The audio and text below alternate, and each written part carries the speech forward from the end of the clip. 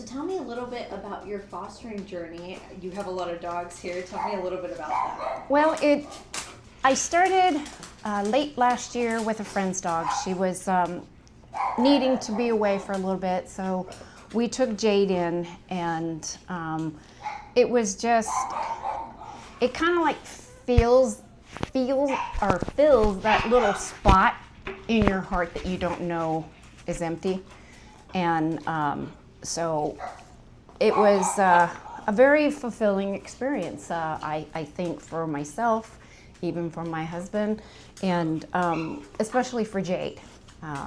She got a lot of one-on-one time. We slimmed her down a little bit, and then she went back to her mom, and all is well. So I've always been a person who volunteers and gives back to the community.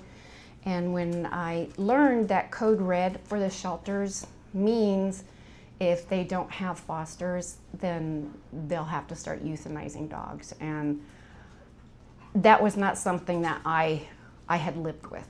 And so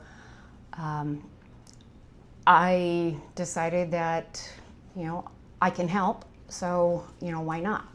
And so brought Tiffany home from the shelter yesterday, very shy, very timid.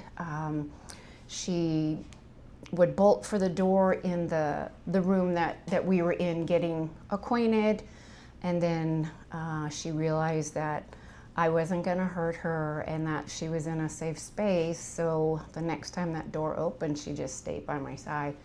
And it allows you to be part of a community, to give back to your community without really asking anything in return.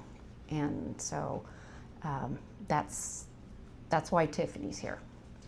And when the shelter posts Code Red, a lot of the times it's encouraging adopting. Mm-hmm. How important do you think it is to get these fosters out there instead of actual adoptions? Well, fosters, I think it helps everybody in the long run because it gives the animals a chance to live in a home, to be taught life skills that they are not necessarily getting being in a kennel or roaming out on the streets.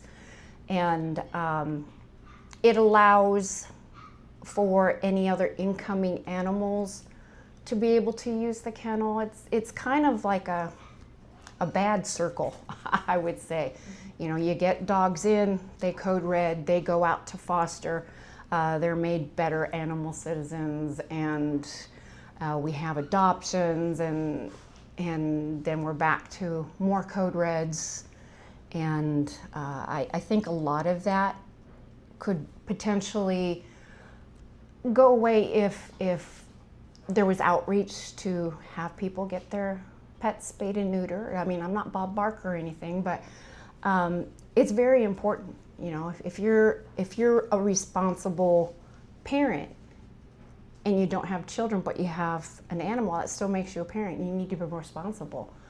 And they're not trash. They're not something you can throw away or dump, or we've had reports of some being tossed from moving cars, and it's a sad state of lack of humanity, I think, out there. You don't have to be a person of means to foster. They are looking for just enough space for another life to occupy your home. And I think it builds a rapport. Like I said, Tiffany was terrified. In fact, it wasn't even until just this morning that she was okay with Dan here. And I can't imagine living in a small confined area, scared out of my wits, not understanding the situation. And if we can alleviate that for some, it's not possible for all, but you do what you can to make your community better. And that's what I'm trying to do.